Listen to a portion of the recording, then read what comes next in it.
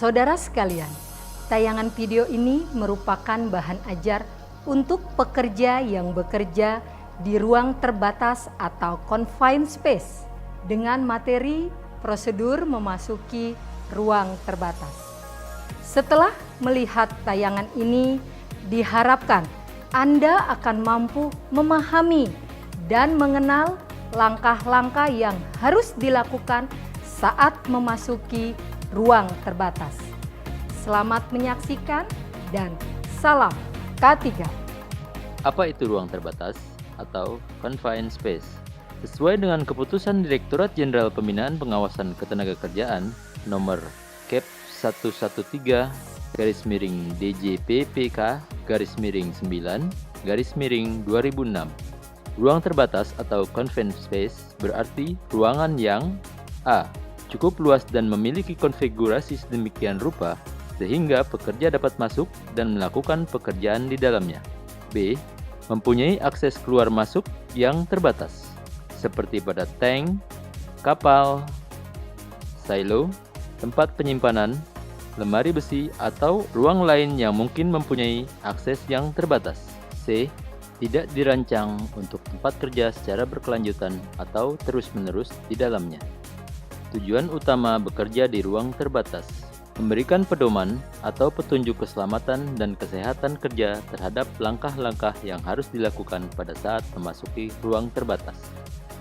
Adapun ruang lingkup bekerja di ruang terbatas ini adalah mengenal jenis-jenis ruang terbatas serta pekerjaan yang dilakukan. Antisipasi ialah kemampuan untuk memperkirakan, memprediksi, dan mengestimasi bahaya yang kemungkinan terdapat pada ruang terbatas. Rekognisi adalah mengenal bahaya di tempat yang berhubungan dengan pekerjaan dan pemahaman dari efek atau akibat terhadap para pekerja. Evaluasi adalah proses pengambilan keputusan yang hasilnya adalah tingkat bahaya dalam pekerjaan di ruang terbatas. Proses evaluasi digunakan sebagai pendekatan dasar dalam menentukan tindakan pengendalian yang akan diambil. Pada tahap evaluasi ini dilakukan justifikasi kondisi ruang terbatas apakah cukup aman untuk dimasuki. Pengendalian adalah merupakan proses untuk menurunkan tingkat risiko bahaya yang mungkin diterima oleh pekerja yang dapat mengakibatkan kecelakaan. Apa yang dimaksud memasuki ruang terbatas, yaitu apabila seseorang bekerja dengan sebagian maupun seluruh anggota tubuhnya berada di dalam ruang terbatas. Jenis-jenis ruang terbatas antara lain tangki penyimpanan, bejana transport, boiler, dapur atau tanur, silo, dan jenis tangki lainnya yang mempunyai lubang yang dapat dilalui orang. Ruang terbuka di bagian atas yang melebihi kedalaman 1,5 meter seperti lubang lalu orang yang tidak mendapat aliran udara yang cukup, jaringan perpipaan, terowongan bawah tanah, dan struktur lainnya yang serupa. Ruangan lainnya di atas kapal yang dapat dimasuki melalui lubang yang kecil seperti tangki kargo, tangki minyak, dan sebagainya. Apa saja jenis pekerjaan yang menyebabkan orang memasuki ruang terbatas? Antara lain, pemeliharaan atau pencucian atau pembersihan, pemeriksaan, pengelasan, pelapisan dan pelindungan karat, perbaikan, penyelamatan,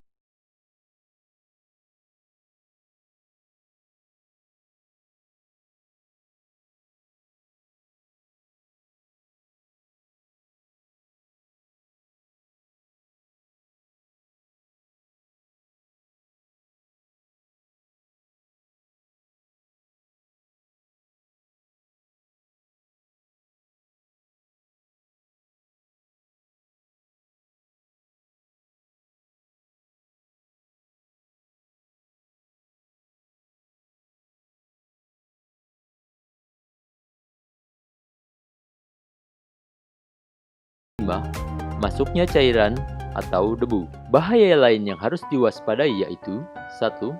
Hambatan dalam ruang tersebut. 2. Kurangnya pencahayaan. 3.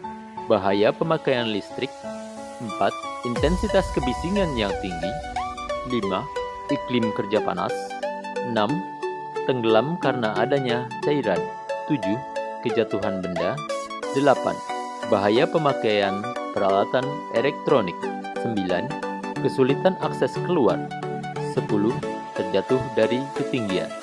Apa saja risiko kesehatan yang bisa dihadapi tenaga kerja dengan adanya faktor bahaya di ruang terbatas? 1. O2 defisiensi. O2 defisiensi dapat terjadi karena pemasukan gas metan atau nitrogen untuk menghindari terbentuknya campuran gas yang mudah terbakar, O2 displacement.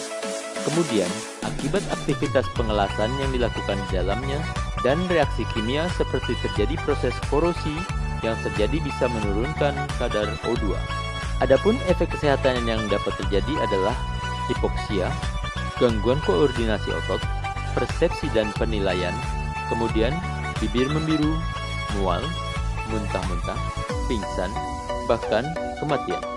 Kelebihan O2 dapat terjadi karena kebocoran tabung O2 pada saat pengelasan, sehingga dapat mengakibatkan potensi kebakaran dan peledakan. 3. Gas mudah terbakar. Campuran gas yang digunakan mudah sekali terbakar bila berada pada rentan lower and upper exclusion limit atau LEL and UEL. Bila terjadi kebakaran dengan keterbatasan ruang untuk evakuasi, hal ini sangat membahayakan keselamatan pekerja di dalamnya. Pada saat level O2 turun dengan cepat, asap memenuhi ruangan dan suhu ruangan naik dengan cepat. Kondisi ini sangat menyulitkan pekerja untuk melakukan evakuasi. 4. Gas beracun. Keberadaan gas beracun di ruang terbatas dapat memberikan dampak bagi tenaga kerja tergantung dari jenis bahan dan paparannya, seperti iritasi, gatal-gatal, bahkan sampai kematian. 5. Masuknya cairan atau debu. Cairan yang masuk ke dalam ruang terbatas dapat menenggelamkan pekerja, serta debu yang memapari bisa menyebabkan gangguan pernafasan. Apa saja isi dokumen izin masuk ruang terbatas? 1. Lokasi pekerjaan. 2. Jenis pekerjaan. 3. Nama petugas, intern, dan attendant. 4. Validitas masa berlaku izin. 5. Informasi isolasi, proses, dan listrik. 6. Hasil tes gas dengan nama petugas tes dan tanda tangan petugas. 7. Informasi faktor bahaya yang tersisa. 8. Pelaksanaan pencegahan. 9. Prosedur tanggap darurat. 10. Persetujuan dari personil yang berwenang. 11. Persetujuan dari personil yang berwenang yang menyelenggarakan pekerjaan. 12. Kelengkapan kerja. 13. Pembatalan pelaksanaan pekerjaan dan penarikan izin. Prosedur bekerja di ruang terbatas. Bagaimana langkah-langkah yang aman untuk memasuki ruang terbatas? 1. Siapkan surat izin memasuki ruang terbatas dan instruksi-instruksi yang diperlukan sebelum masuk. 2. Lakukan purging, flushing, dan pemindahan residu-residu bahan kimia yang ada di dalamnya.